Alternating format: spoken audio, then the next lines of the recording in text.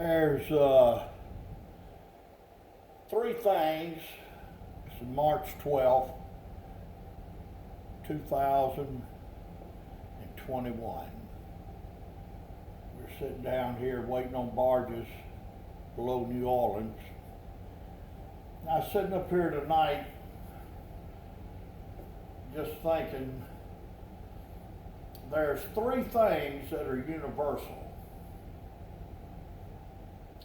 I just want to leave this a little bit with you tonight, give you a little something to think about. It doesn't matter who you are, where you are, whether you're in the jungle, whether you're in Alaska, whether you're in Canada, whether you're in the desert. Doesn't matter where you are. Doesn't matter who you are.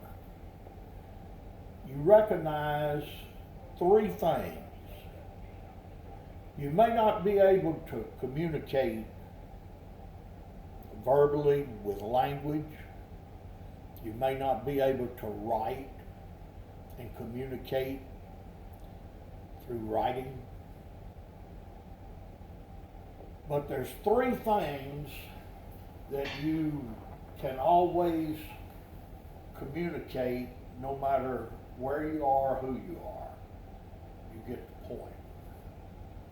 Number one is music. And music, everyone, it doesn't matter who they are, can feel the emotions and of the music as it ebbs and flows, and as you perform and as you minister. Music, from an entertainment standpoint, you can take and play the same song for anybody, anywhere in the world. And they may not know the lyrics, but the music itself will minister, entertain, and affect. Music will affect you. It will bring tears to your eyes.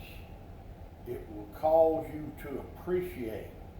There's nobody, whether you've beaten drums or in Africa, whether you're in an orchestra, in some great city and concert hall,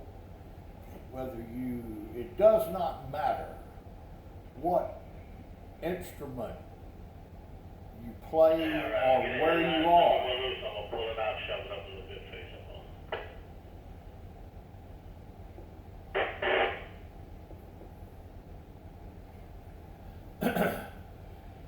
And it doesn't matter.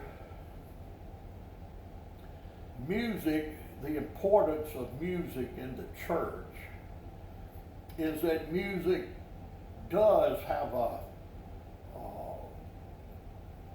has all kinds of effects. It can have a calming effect from a religious standpoint. And we know music can entertain you, it'll excite you, it'll make you want to dance, it'll make you want to move, it'll make you want to clap your hands, it'll make you want to get involved, even if you cannot speak the language. So music is universal.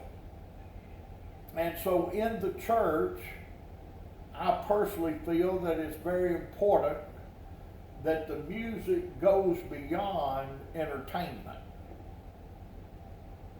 There's many different kinds of music, styles of music, but music in the church, I'm not saying it has to be just mundane and slow, but music should minister, and you should be able to feel without any lyrics. You should be able to feel the power of the music. And then when you add the voices and the lyrics. It magnifies the music so that it can minister and help and strengthen and encourage, and it should never just be a source of entertainment in the church. It should never just be used to try to get people involved. Ministry must be the priority of the music, so that you play under the anointing and you sing with the anointing and you minister with your voice and with your instruments, and music will affect all people, all ages, in all places. I won't keep you long tonight. The next thing that is universal is hate and anger. People know if you don't like them. You don't have to say anything. The expressions on your face, the mannerisms that you display without speaking a word, without saying anything.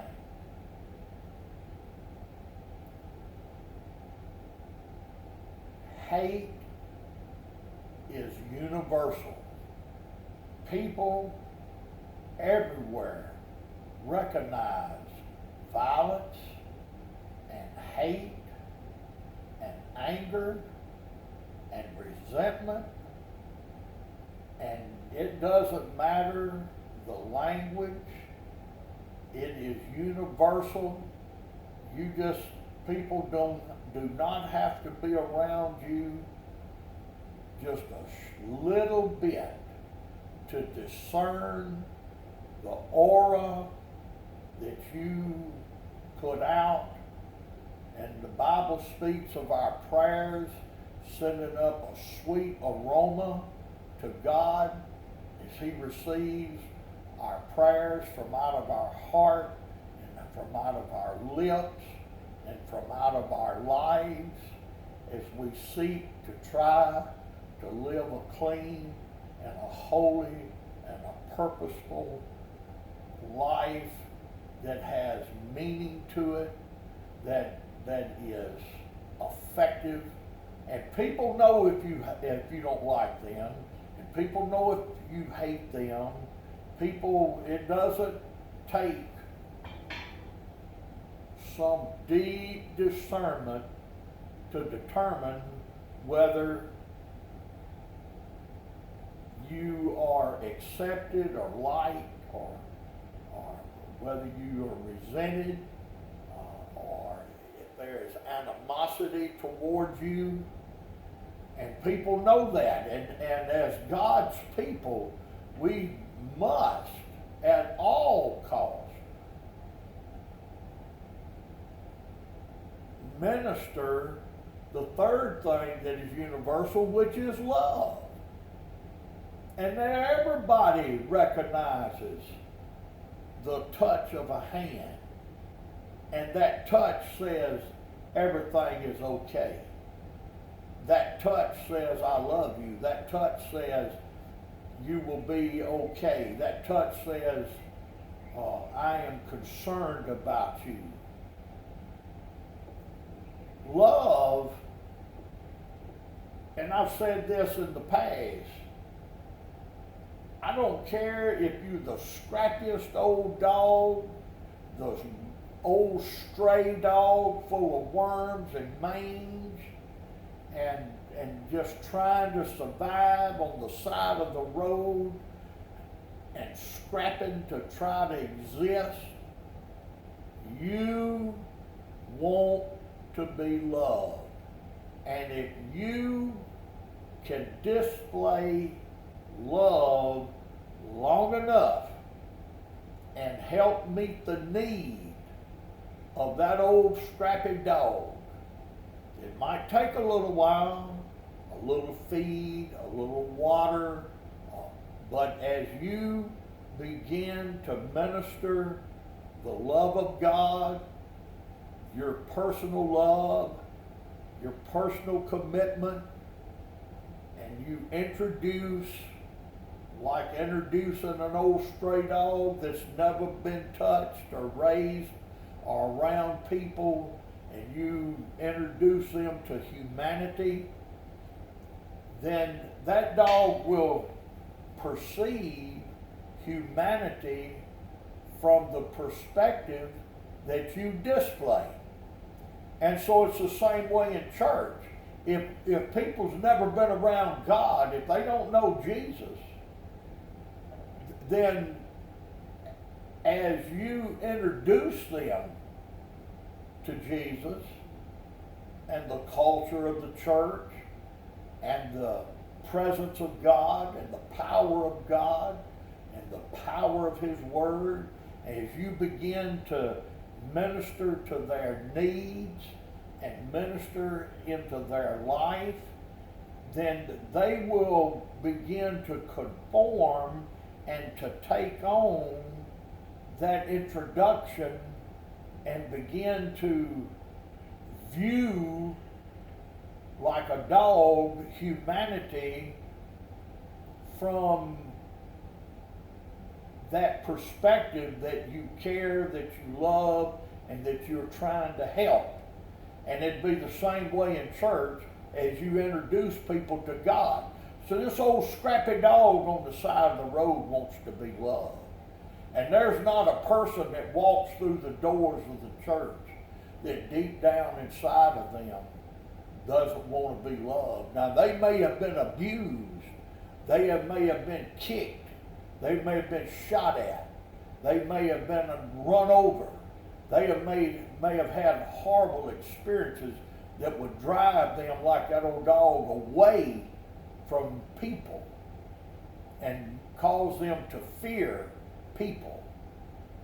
And there's people that may fear the church for various reasons.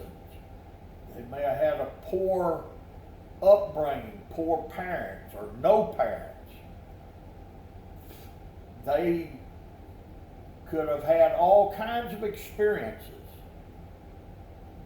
bitter through hypocrisy and failures of those around them that are supposed to be Christians. Now, Christians are not without failures, and they can be forgiven of their failures, but their failures will affect their circle of influence. And if you fail, then your failure is going to affect somebody. You never just fail and affect yourself. You always affect your circle of influence is affected by your actions.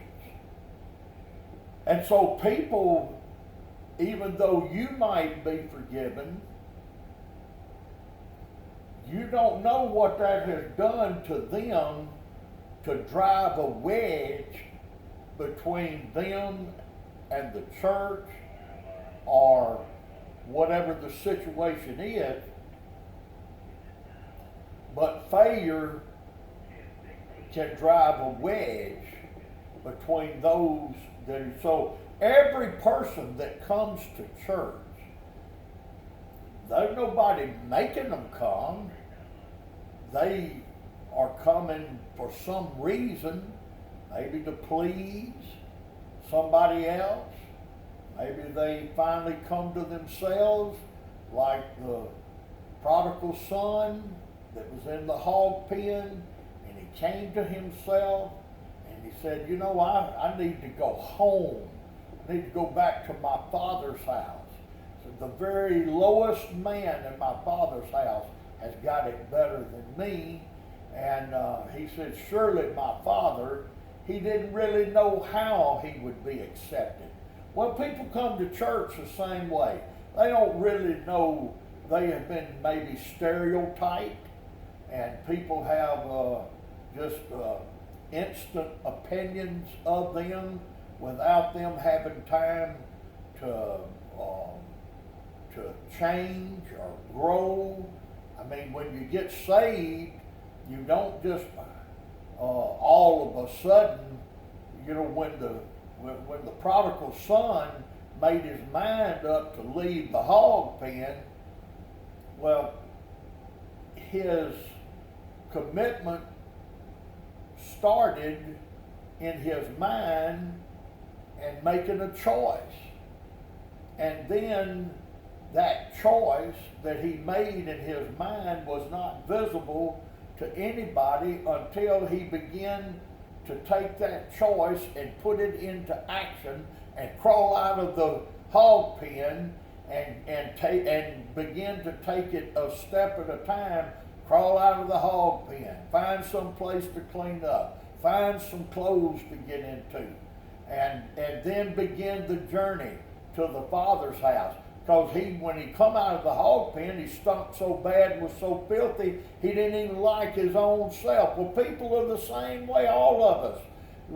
We look at ourselves and we see where we need change. And that change begins with a thought and begins with a spiritual, mental commitment that I'm going to give my life to Jesus, and I am getting ready to try to do better. And if I sin, he is faithful and just to forgive me of my sin. So love is universal. It doesn't matter. You don't have to be able to speak the language. People can feel it. People can see it. Love in action. As you minister and as you a smile on your face, a touch of your hand, food and clothes and water and necessities, and your prayers as you offer prayer, and as God begins to minister through you into them, and you begin to put into them, even if they can't speak your language, you're putting God's Spirit in them through the life you're living and ministering to them. And you are introducing them to God's Spirit so that they can receive that into their life, and God can do a work within them and in their mind and in their heart and even in their flesh as he heals and saves and delivers and changes. And we're all like a caterpillar in a cocoon as we are changing, and someday we turn from a worm to a butterfly, but it's a process. And God help us, most of us is still worms in the cocoon, but somehow, some way, someday, God will bring us forth under the right set of circumstances, and we'll break forth and become a butterfly, and we will change. And so God is in that business of bringing change. And I can't change anybody, but I can point them, and I can minister to them, and I can let them see Christ in me, the hope of glory that they can see, even if I can't speak their language. You know, I've been around deaf people that could not hear the language, but they can see and they can feel and they can be ministered to, even if you don't know sign language. And even if they can't read your lips, they can tell through your actions that you love them and you care about them, and that you are trying to help them, and you are trying to minister into their life the necessities and the importance of Jesus and knowing him. And so just that little bit tonight, and there may be other thoughts, but that's just kind of what was on my mind tonight, that music is universal, hate and anger is universal, love is universal. Without knowing the language, without being able to write the language or read the language, the lives that we live, we are a written epistle, read of all men, and our life is telling the story of what Jesus is doing inside of us. Jesus said he would that the inside of the cup be clean, that the outside of the cup be clean also. And so we are written epistles, read of all men. Many times we are the only Bible or the first Bible or the first introduction as we portray Jesus in our life and trying to maintain and portray Christian character and Christian ethics and trying to do those things that would help men and point them to Jesus Christ.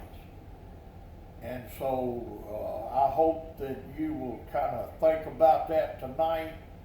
Think about love, think about hate, get that out of your heart, and music, the importance of music in the church and even in your life as you listen to the right kind of music that will minister, that will speak into your spirit and not just entertain you. I'm not saying even that it's wrong to listen to music that can entertain, but that's not doing your soul any good. That's ministering to the flesh, and the flesh is your enemy, and you want to try to strengthen the soul and the spirit, and there is music that will do that. And so you need to be careful about what you listen to and what you see and look at. And we've all, or most everybody, has to deal with the lust of the eye, the lust of the flesh, and the pride of life. And those are the things that pull men down and drag them down. And we need to lay aside every weight and every sin that would so easily beset us. And the apostle says, who shall deliver me from the body of this flesh, this dead body that's hanging on me? And they would take and the body of the dead man and tie him to a man that had offended the law and broken the law and was sentenced to death. And they would take a dead body and tie that to him where he couldn't get loose from it. And as that body, that dead body decayed, and as the worms and the disease begin to manifest itself in that dead body, and it began to work its way into that living soul, that living man, the worms and the disease from the dead body entered his body, and he began to die because he could not get this dead body off of him. And so who can deliver us from the body of this flesh that must be killed and crucified, and we've got to cut it off like circumcision, and that we cut that unnecessary flesh off, that we can be free from the power and the penalty of sin, and we can come into the newness of Christ and come into His presence and His power and be able to be used of God. And that should be every man's desire. We're not all preachers. There are many gifts. And there's many things that every man. I wrote a song many years ago, there's still something that I can do, no matter how old, no matter how young. There's something that you can do for Jesus. There's something that God can take and use you in the work of the kingdom, whether you're a prayer warrior, whether you have one of the gifts of the Spirit that's working in you, whether you are just able through kindness and love to minister to the needs of needy people. And all of us have needs. All of us need love. All of us need some kind of assistance and attention. And so it's just important that the universal language of love and is applied into the lives of people that we come in contact with. And so I just hope you'll kind of give thought to some of this tonight and continue to keep us in your prayers. We need prayer. We all need prayer. And we all need love. And so God bless you tonight. And I hope you have a good evening. And we'll be putting some more stuff out as we feel like God is giving it to us. We don't want to just put anything out. So hopefully this will be a blessing and it'll be an encouragement to you.